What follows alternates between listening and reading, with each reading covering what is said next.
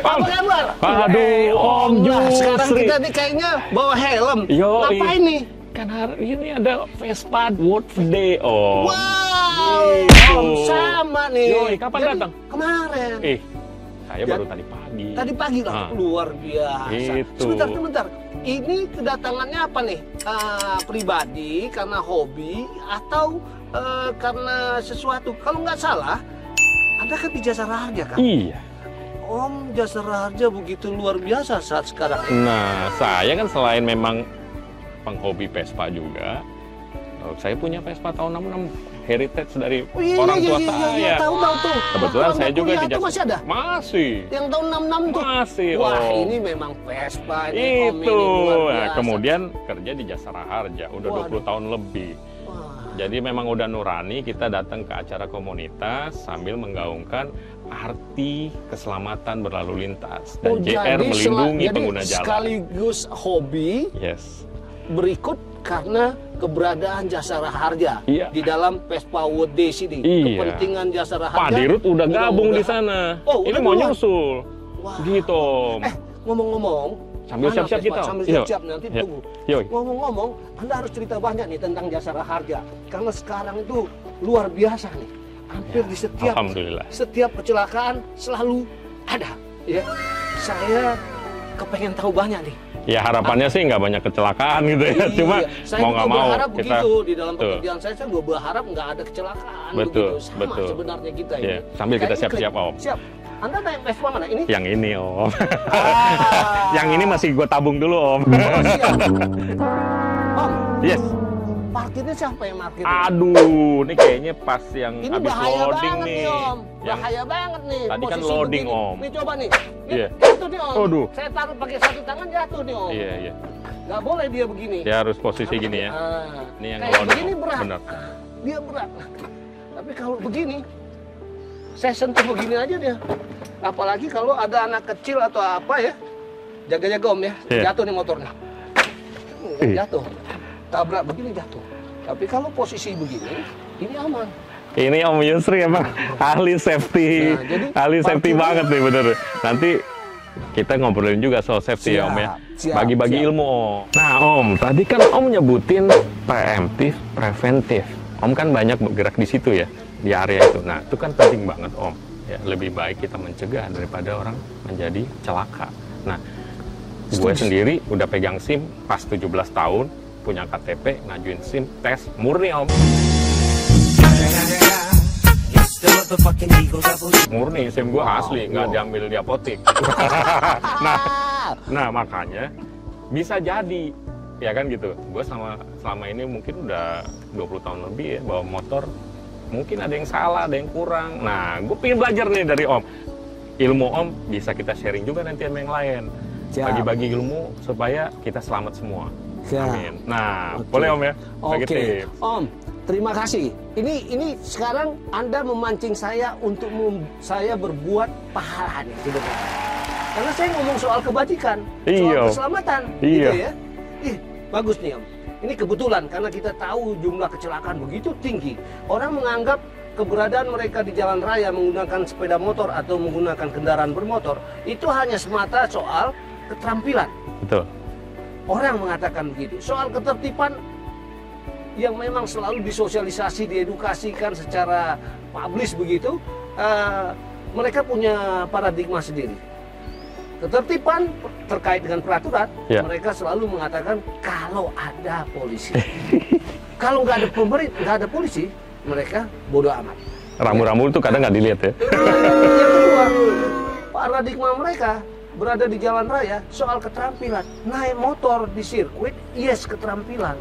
Naik motor di jalan yang notabene ruang publik dengan komponen-komponennya, dengan variabel faktornya banyak. Dan banyak orang juga yang pakai bareng-bareng kan? Nah, bukan soal keterampilan. Ada yang sakit, ada yang ngantuk, ada yang mabuk, ada yang baru bisa bawa motor saat itu. Ada yang stres atau lagi dikejar-kejar orang karena motor curian. Belum bicara etika ya. Dan mereka berada di belakang kita, di depan kita, atau yang sedang ngejar ke rumah sakit karena keluarganya sakit. Kepentingannya macam-macam. Dan mereka ada di samping kita, di depan kita, dan lain-lain. Artinya apa? Naik motor itu bukan di jalan raya bukan soal keterampilan saja. Oke. Tetapi keterampilan mutlak harus diperlukan sebagai bagian legitimasi dia untuk berada di jalan raya. Oh. Harus itu.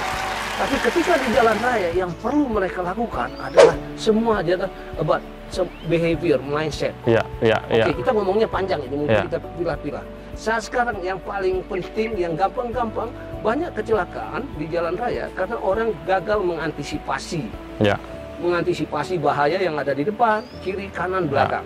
Terus kedua, dari keterampilan, kita akui, maaf, punten. Om bisa karena biasa kan? Betul. Om terampil, dan saya dengar pernah ngebut-ngebut juga, kan cuma waktu muda dikit-dikit Om. Dulu gitu. Mungkin nggak pakai lampu pun jalan dulu. Nah, mereka menganggap itu soal keterampilan itu. Nah, padahal keterampilan mereka diperoleh dari kebiasaan, bukan dari pengetahuan. Kalau sesuatu yang menyangkut high risk itu harus berbasis dari pengetahuan. Nah, kita yang paling gampang deh, yang paling sederhana nih Om, cara ngerem, kapan ngerem, di mana ngerem, rem belakang, rem depan, kapan? Ini ada 2 rem. Iya. Motor ada berapa rem? Orang mungkin agak bingung. Mereka akan spontan menjawab 2 rem. Padahal ada 3 rem. Betul. Yang namanya engine brake. Yes. Engine brake di Matic begini. Ini Matic. Om punya Matic kan? Matic juga. Nggak ada engine brake. Yeah. Orang bilang. Padahal engine brake itu ada ketika dia tutup gas. Betul. Itu engine brake. Yes. Kalau motor manual, selain tutup gas masih bisa dipindahin. Yeah. Jadi kalau ditanya, itu 3 engine brake. Ada 3 pengereman. Kapan kita harus ngerem? Nah, saya ingin memberikan informasi dulu. Kapan kita harus ngerem, itu sangat bergantung dengan kecepatan. Ya. Pergerakan. Kalau kecepatan 30 ke bawah, 40 ke bawah gitu, kita cukup menggunakan rem belakang saja. Kalau di sini, di kiri, rem belakang saja. Ya. Kenapa? Dengan rem belakang tadi, kemampuannya tidak terlalu tajam, dan pengeremannya juga harus halus. Ya. Kemudian, kalau sudah 30 ke atas, sampai zona 80, dua-dua. Kombinasi. Nah, kalau rem belakang doang kenapa tuh nanti? Nah, kalau kita ngerem belakang pada kecepatan relatif tinggi 40 ke atas, ada kemungkinan roda belakang gampang ngunci, ngeblok. Kalau motor tersebut tidak pakai ABS. Ini kan belum ada ABS. Betul. Anggap aja motor-motor sebagian belum ABS, mayoritas kan belum ABS. Ya. Nah, kalau kecepatan tinggi kita rem begini, maka roda belakang akan ngunci. Pada saat itu, roda belakang itu lagi ditumpu dengan bobot motor. Sehingga pengereman sekecil apapun bisa membuat roda belakang terkunci, dan saat terkunci roda belakang akan terseret. Terseret itu yang namanya slip. Ya. Nah, ketika slip, roda yang slip selalu ke depan. Oh. Ngepot dia. Buat orang yang suka-suka ngebut asik itu. Tetapi buat orang-orang yang tidak terbiasa dan nggak punya skill untuk keterampilan tadi ya, buang jatuh. Udah. Kaget kan? Dia fatal itu. Itu dia, itu kalau pertanyaannya. Jadi bagaimana caranya? Harus dua-dua. Dua-dua itu gimana? Pertama, halus harta. 2, sehingga roda yang tadi bobot kendaraan itu bertumbuh pada roda belakang. Kalau 2-2 dia akan levelize, baru ngerem 2-2. Jadi kan tadinya begini agak miring. Terus jadi tekanannya bisa imbang. Iya, jadi level traksi atau terkait dengan cengkraman pun akan imbang, balan depan dengan belakang. Pada saat itu waktu bergerak, dia lebih bertumpu ke belakang kayak speedboat kan, gitu, karena bobot bertumpu pada belakang. Oleh karena itu dengan adanya pengereman roda depan sedikit halus, maka roda depan akan turun, dan pada saat turun itu baru dua-dua. Begitu cara. Wow, ini sebenarnya basic ya. Basic. Tapi kalau nggak kuasai bisa fatal. Nah, di situ kita perlu latihan, tetapi harus dibangun dengan pengetahuan. Yes. Nah, sekarang soal rem. Tadi kan teknik tuh. Ya. Kapan gitu ya? Rem itu fungsinya apa? Mungkin 1 sampai 10 orang kita tanya, mereka akan menjawab untuk berhentiin motor. Nanti saya coba praktekin sebelum saya jawab. Berhenti kak motor itu saat saya rem seketika? Ya. Atau Om udah mulai nanya nih, kalau saya rem kuat-kuat, motor berhenti nggak? Lari 40 deh.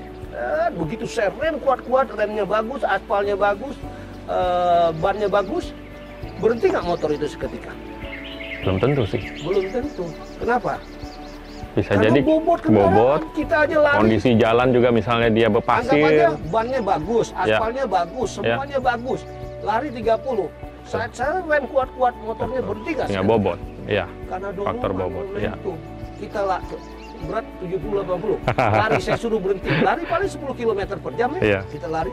Saya bilang berhenti, bisa nggak berhenti seketika? Pasti geduk-geduk gitu kan. Jadi kalau saya tanya rem fungsinya apa?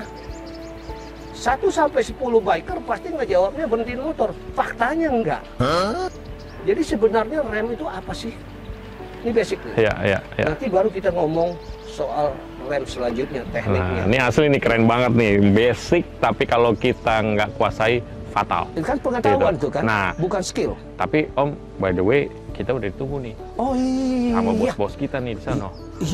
Nah, kita sambil prepare, sambil Om nanti bisa kita ngasih induction juga ke saya nih.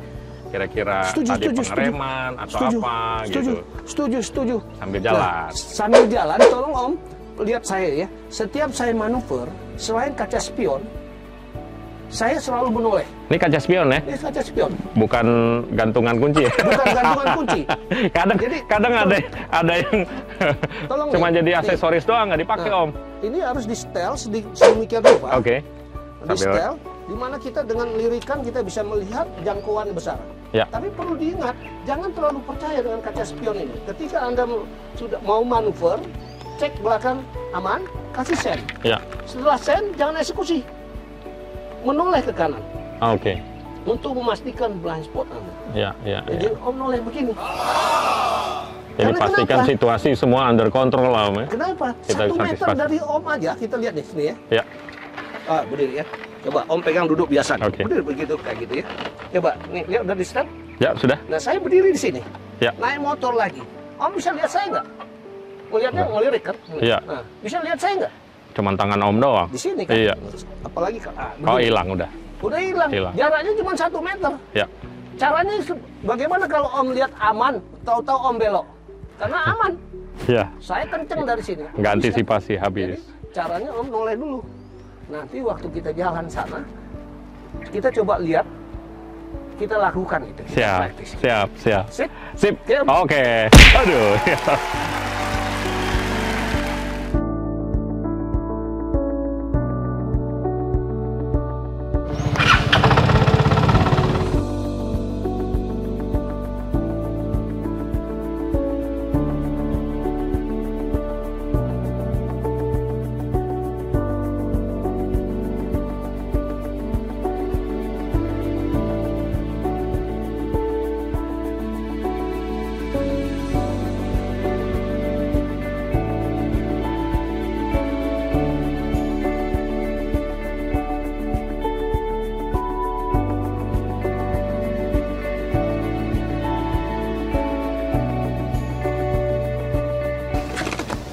Alhamdulillah. Mantap. Om, tak dulu. Om jangan buka dulu. Saya masih ada yang mau ditanyain nih. Nah, Om, terkait dengan tadi pengereman nih, saya masih mau lebih tahu lebih dalam lagi yang baiknya pengereman seperti apa, biar juga viewer bisa dapat pencerahan dari Om Yusri langsung nih. Gimana nih Om masalah pengereman? Iya, penting sekali memang pertanyaan itu, ngerem, karena semua pabrikat juga fokus dengan teknologi rem, karena teknologi rem ini tujuannya untuk membantu mengurangi kesalahan-kesalahan yang dilakukan oleh para biker. Jadi pertanyaan itu sangat penting, sehingga para pembalap top dunia mobil ataupun motor selalu mengatakan teknik yang paling sulit dilakukan oleh para biker atau pengemudi adalah mengerem yang benar.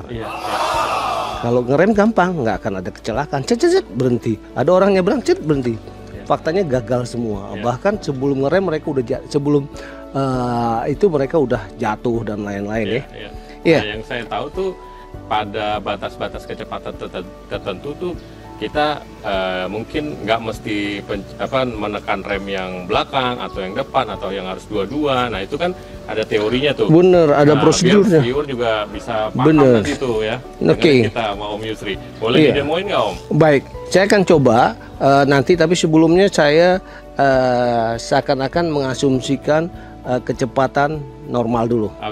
normal, maksud saya di bawah 30. Saya melakukan pengereman di mana, terus kemudian habis itu saya akan coba di atas 30 dan saya akan ngerem di situ. Oke.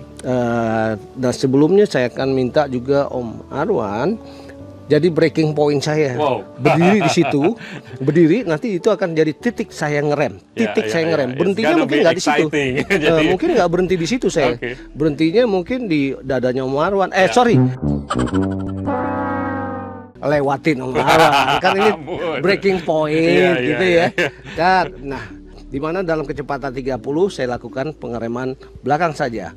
30 ke bawah. Kemudian di atas 30 saya akan 22. Terus mungkin pertanyaan yang lain adalah kalau mau saya demo, bagaimana kalau saya tidak melakukan prosedur itu? Oke. Gitu kan? Bagaimana? Nanti kita lihat ya. Juga nih. Siap. Tapi buat viewer saya rela jadi breaking point. Siap. Tos dulu. Oke. Ya, Om Arwan di situ ya. Oke. Jadi saya laju dari sana ya. Siap.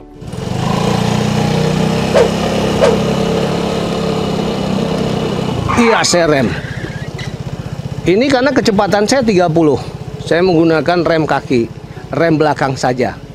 Ini Om Arwan, saya ngerem pakai ini saja. Itu jaraknya segitu tuh. Dalam kecepatan 30, mungkin sekitar 2 meteran. 2 meteran ya. 2 meteran. Nah, sekarang saya akan melaju sedikit. Saya ngerem 22. Oke. Saya jadi breaking point tetap lagi di situ. Om. Dan dengan kecepatan mungkin karena jarak kita pendek, kita 40 ya. Saya akan ini 40. Anda lihat bagaimana Pak Om Arwan begitu pakemnya. Dan lebih cepat daripada yang pertama. Kecepatan lebih cepat dan lebih akurat jaraknya, nggak sampai 1 meteran. 1 meteran. Karena kenapa? Dua-dua saya lakukan pengereman. Tapi kalau kenapa tadi 30 ke bawah hanya ini untuk menghindari terjadinya cengkraman yang terlalu kuat, motor bisa jatuh karena ngeblok gitu. Lebih-lebih motor yang tidak menggunakan ABS seperti ini kan. Nah, itu viewer bisa lihat tadi perbedaan antara satu rem belakang dengan rem depan ketika kita menggunakannya di waktu yang tepat dengan kecepatan yang tepat, jauh lebih efektif dan lebih safety tentunya Om ya. Betul sekali. Dan yang paling penting adalah kaki kita biasakan yang duluan turun kaki kiri. Untuk apa? Agar ketika kita berpindah motor yang lain, di mana remnya ada di kaki, maka prosedur pengereman yang benar berdasarkan kecepatan tadi masih tidak canggung buat kita. Gitu, kaki kanan tetap di atas dan kita gunakan rem. Tapi kalau kita sembarangan dan tidak membiasakan, ini akibatnya buruk. Bisa-bisa waktu kita berhenti tadi hanya mengandalkan satu rem saja, rem depan. Karena kenapa? Kaki kanannya lagi di bawah. Dan akhirnya jatuh dia. Gitu. Kita dengarkan tadi viewer apa yang disampaikan oleh Om Yusri ya. Penting buat safety kita di jalan.